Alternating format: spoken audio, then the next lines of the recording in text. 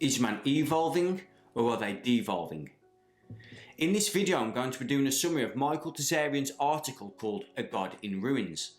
The article questions the accepted beliefs that prehistoric man was a bestial and primitive creature. It questions whether the history books are misleading and provides substantial sources to back up his skepticism. Hello, my name is Alex. On this channel I explore the psychological and spiritual fields of the human condition. No university degree, no academia, just a whole lot of study and dedication to realising the deepest foundations of reality. Michael Tsarion has been a big influence on my life, so I've dedicated a small portion of this channel to summarise some of his work, in the hope that other people can benefit from the knowledge that has been imparted onto me through him. So this article, A God in Ruins, starts with Tsarion naming numerous scholars who have questioned the historical record, which has always been accepted by mainstream academia. Names like William Blake, Julius Evola, Swallow de Lubitsch, Rudolf Steiner, Helena Blavatsky. These people noting things like the pyramids of Giza and other phenomenal structures around the globe that have absolutely no record and yet have an accepted history. How can that be? How can it be that there is no official record yet we all accept? Unlike science, which is ever evolving, history tends to be set in stone. Academia keeps repeating the same information and it never gets questioned. So Tsarion makes a note to say that not only does academia refuse to acknowledge any alternative history, but they actively continue the narrative for their own personal gain and to climb their own academic ladder.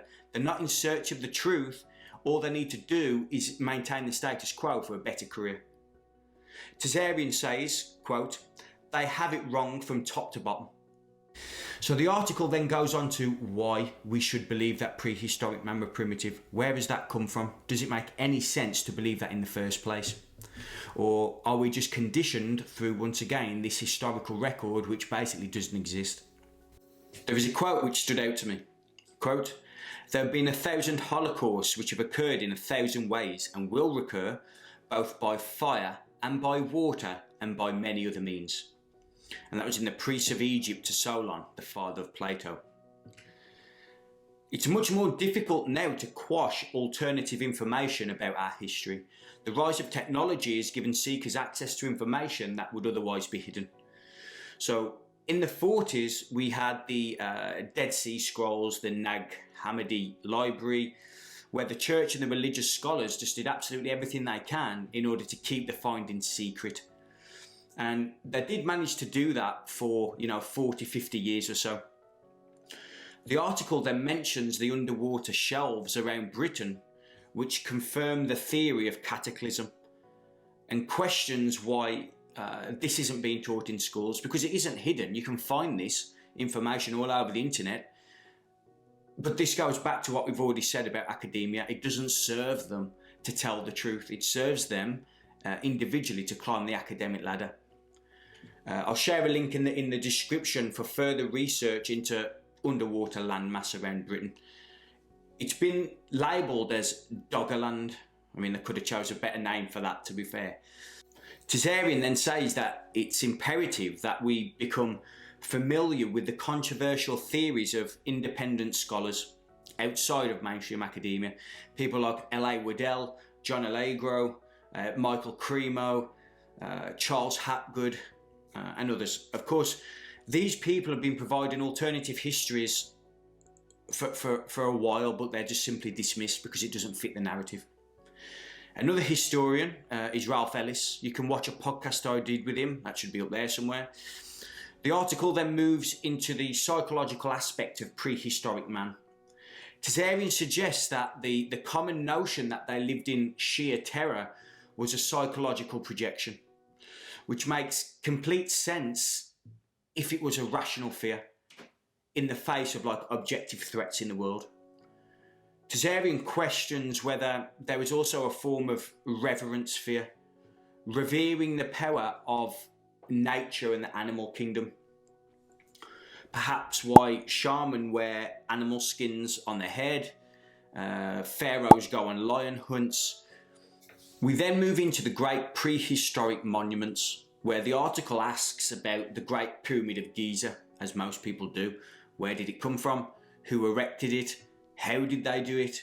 It's solid proof that the ancient Egyptians knew of Cyclopean architecture and being mathematical geniuses. A quote from the article: "A monkey may at some point learn how to use a tool, but isn't likely to learn how to make one from scratch, not on any sophisticated level."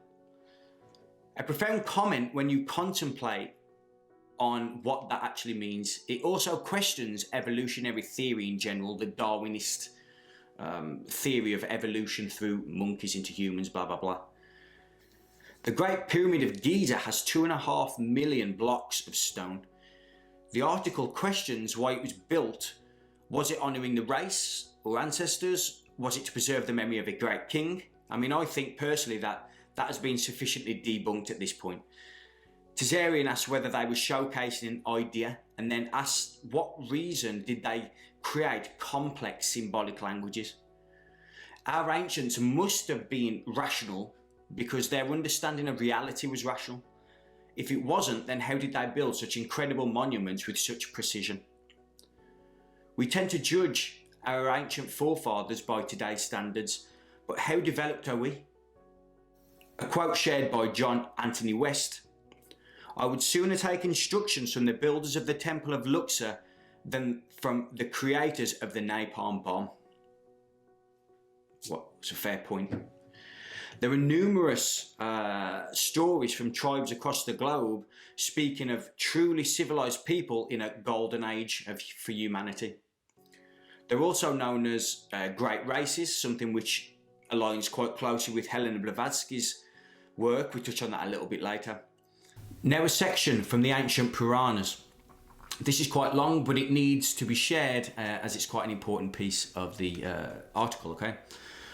"All kings occupying the earth in the Kali age will be wanting in tranquility, strong in anger, taking pleasure at all times in lying and dishonesty, inflicting death on women, children and cows, prone to take the paltry possessions of others with character that is mostly tamas, rising to power and soon falling. They will be short-lived, ambitious, of little virtue and greedy. People will follow the customs of others and be adulterated with them. Peculiar, undisciplined barbarians will be vigorously supported by rulers. Because they go on living with perversion, they will be ruined. And Dharma becomes very weak in the Kali age, and people commit sin in mind, speech and actions. Quarrels, plague, fatal diseases, famines, drought and calamities appear. Testimonies and proofs have no certainty. There is no criterion left when the Kali age settles down. People become poorer in vigour and lustre. They are wicked, full of anger, sinful, false and avaricious. Bad ambitions, bad education, bad dealings and bad earnings excite fear. The whole batch becomes greedy and untruthful. Many Sudras, meaning low caste, will become kings and many heretics will be seen. There will arise various sects, sannyasins, meaning holy men, wearing clothes coloured red. Many profess to have supreme knowledge because thereby they will easily earn their livelihood. In the Kali age there will be many false religionists. India will become desolate by repeating calamities, short lives and various diseases. Everyone will be miserable owing to the dominance of vice and tamaguna. People will freely commit abortion. Earth will be valued only for her mineral treasures. Money alone will confer nobility. Power will be the sole definition of virtue. Pleasure will be the only reason for marriage. Lust will be the only reason for womanhood. Falsehood will win out in disputes. Being dry of water will be the only definition of land. Praiseworthiness will be measured by accumulated wealth. Impropriety will be considered good conduct and only feebleness will be reason for unemployment. Boldness and arrogance will be equivalent to scholarship. Only those without wealth will show honesty. Just a bath with amount to purification and charity will be the only virtue. Abduction will be marriage. Simply to be well dressed will signify propriety. and any hard to reach water will be deemed a pilgrimage site. The pretense of greatness will be the proof of it, and powerful men with many severe faults will rule over all the classes on earth. Oppressed by their excessive greedy rulers, people will hide in valleys between mountains, where they will gather honey, vegetable, roots, fruits, birds, flowers, and so forth. Suffering from cold, wind, heat and rain, they will put on clothes made of tree bark and leaves, and no one will live as long as 23 years. This, in the Kali Age, humankind will be utterly destroyed. And that was a translation from Sanskrit by Cornelia Dimmitt. So that's quite damning of the human race in this Kali Age that we're in, according to Hindu Yuga cycles. Tsarion then shares numerous ancient texts, including Gaelic and Norse. Check out the article for these quotations. Much of the Golden Age theory is heavily ridiculed by skeptics as being a matter of animistic and magical thinking. The article then moves on to the white races who have spoken of high civilizations. You have the Nordic and the Finnish texts speaking of so-called Arctic homeland, also known as the Ultima Thule, also known as Hyperborea in the ancient Greek, meaning the extreme northern paradise. I also suggest listening to the Unslaved podcast episode on the Arctic homeland. It was one of the I think it was one of the first 5 or 6 episodes, if I remember correctly. You'll have to go through the archives, but that was an excellent podcast episode that I suggest people listen to. According to some people, the idea of future enlightened civilizations, very often seen in the New Age communities nowadays, is a will to return to the womb of the mother, meaning a return to comfort and peace. According to the Platonists, the earlier the epoch, the more sophisticated and tranquil the civilization. This aligns well with Helena Blavatsky's theory of the 7 root races. It has peaks and troughs in consciousness. It very closely follows the Yuga cycles of the Hindu philosophy. One scholar mentioned in the article is Alexander Thom. Thom was a Scottish engineer who found contrary evidence to the mainstream narrative on the construction of megalithic sites. Thom said that mathematical precision of these sites, particularly in Britain and Ireland, were exceptional. He proved the sites to be aligned with the stars and the constellations. Thom said that the precision of these sites got less accurate the further east you went. This theory is basically saying that the sites were created earlier in the west and then migrated over to the east. The more precision, the earlier the sites. A quote by Thom in his book Megalithic Sites in Britain: "It is remarkable that 1,000 years before the earliest mathematicians of classical Greece, people in these islands, the British Isles, not only had practical knowledge of geometry and were capable of setting out elaborate geometrical designs, but could also set out ellipses based on Pythagorean triangles." Tsarion says that, as usual, Alexander Thom's theories have been completely ignored. Much like Ralph Ellis, who I interviewed a couple of months ago, Ellis, amongst many others, are proponents on the west to east migration, particularly surrounding the fields of mathematics, astronomy and construction. The article then lists a number of writers who have shown that man-made structures from all over the world realigned not only to each other, but the sun, planets, stars, eclipses, constellations, and some of these sites are tens of thousands of years old. And for humans to learn such advanced mathematics means the human knowledge must precede these structures. Michael Tsarion, for example, found evidence of sophisticated humans dating back millions of years. Check out his book, Human Devolution, to have a look at that work. So what is it that is stopping the intellectuals from looking into this alternative history? Tsarion believes that it's fear. What if this theory of spiritual decline is actually correct and the intellectuals are wrong? What would happen to their livelihood?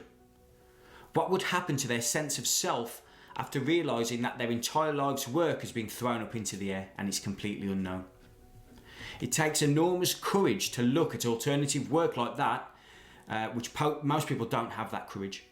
Tsarion asks whether the technological age is a mask for our spiritual decline and invites us to look at the current relationship with nature and animals. In my opinion, that's proof of spiritual degradation.